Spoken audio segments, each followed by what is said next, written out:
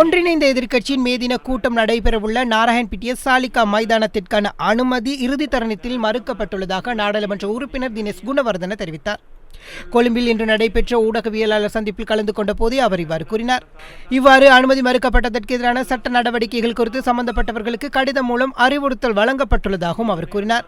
ஜனநாயகம் என்ற முகமூடியை அணிந்திருந்த நல்லாட்சி அரசாங்கத்தின் போலி முகம் கிழித்தெறியப்பட்டுள்ளது.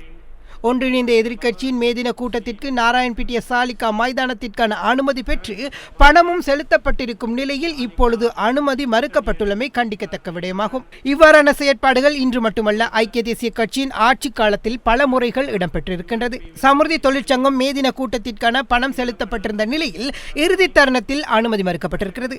குறைந்த வருமானம் பெறும் இந்த நாட்டின் கீழ்மட்ட ஊழியர்களான சமுர்தி தொழிற்சங்கத்தின் மேதின கூட்டத்தை அரசாங்கம் தடுத்திருக்கின்றமை அங்கு சுட்டிக்காட்டுகின்றது.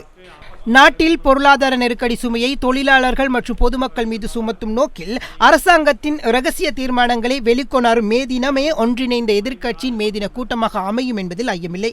எனவே இம்முறை மேதின கூட்டத்திற்கு சுமார் 1 லட்சம் பேர் வரவிருக்கும் நிலையில் மைதானத்தை வழங்க மறுப்பதில் அதற்கெதிரான சட்ட நடவடிக்கைகள் குறித்து சம்பந்தப்பட்ட அதிகாரிகளுக்கு கடிதம் மூலம் அறிவுறுத்தப்பட்டிருக்கின்றது என தினேஷ் குணவர்தன தெரிவித்தார்.